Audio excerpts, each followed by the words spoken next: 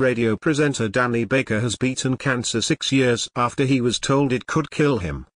The BBC Radio 5 Live football host, who refused to go private and stuck with the NHS, has described the disease as beatable.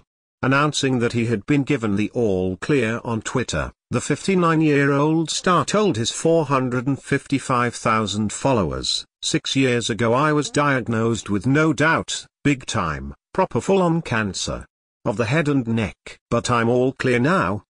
It's beatable #NHS.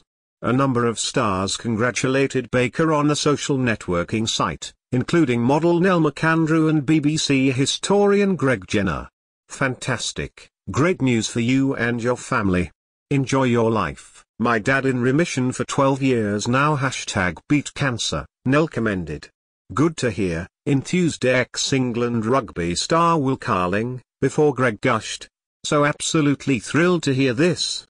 Baker revealed he had cancer of the throat and mouth in 2007 and has had to undergo intensive chemotherapy and radiotherapy on his mouth, which left him without saliva glands.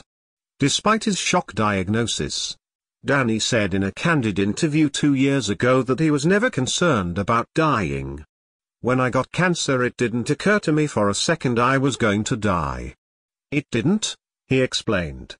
The founder of the football phone-in show 606 added, I just thought, well, this will be about 8 months and it is rotten, but there are no stories in it. Sure enough, here I am and I haven't learned a damn thing from illness.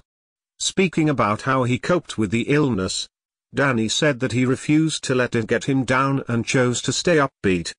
A lot of people shrink away and think I better tell them about how I was miserable. I really haven't got that, he said. I got ill a couple of years ago, but I don't remember nothing about that. There are books about that if you want it. Watch more videos at video.5la.net.